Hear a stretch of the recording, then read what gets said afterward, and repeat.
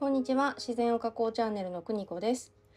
今日はちょっと不思議に思っていたというか、気になっていたことについてお話ししたいと思います。外でスケッチをしていて、景色や木がすごく大きく見えることってありませんか？私はたまにありまして、うわーすごい迫力だなと思って、で夢中でスケッチをするじゃないですか。でも時間がなくって、色は帰ってから塗ることにして、で写真を撮って帰るんですよね。でそれで帰ってから自宅でその写真を見返したら、あれこんなに小さかったっけとなることがたびたびありました。なんだかね、感動みたいなのがスーッとしぼんでしまって、でペン入れはしてあるんだけど、色は塗らずに彫ってあるみたいなことがたびたびありました。で同じ場所なのに、自分の目で見た時と写真で見た時って全く印象が違うんですよね。皆さんはそんな経験はありませんか？でなんでこんなに違うんだろうなっていうことを、気にはなっていたんですけど、別に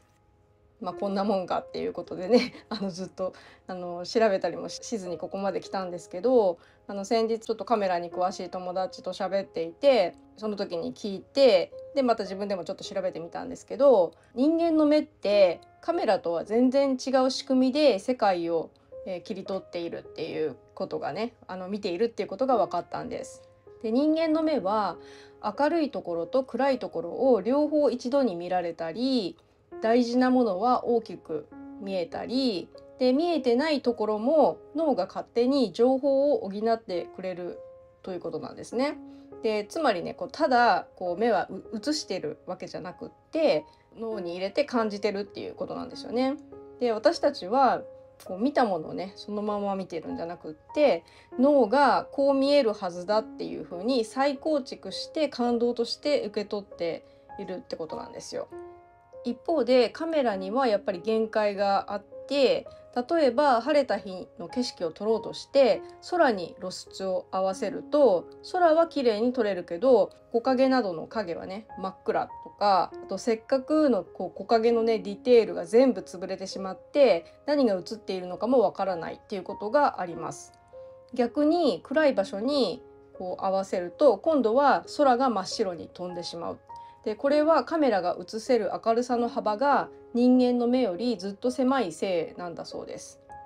撮っていると、あれ自分の目ではちゃんと見えているのに、どうしてカメラで撮った写真には見えてないのっていうことが、ありませんかね。それがねカメラと人間の目の見え方の違いなんですよね。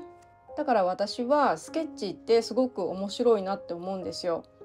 大きく感じたものは大きくその場で描いてもいいし、眩しかった光は紙の白をそこでね残してもいいし、ガッシュを使うんであれば白を後からね載せてもいい、光ってるところを載せてもいいって。でここが綺麗だったっていうところはちょっと大げさに色を載せてもいいと思うんですよ。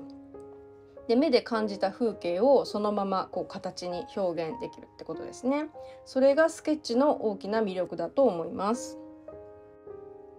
印象派のね画家とかね、モネとかルノワールとかもね、光の変化を感じたまま描くために外にイゼルとかキャンバスとか絵の具を持ち出して描いていましたよね。風景は変わり続ける、だから今この光を描くっていう風に、そうやって生まれた絵には写真にはないその時代の生きた空気みたいなものが流れていて、それで感動するっていうことがあると思います。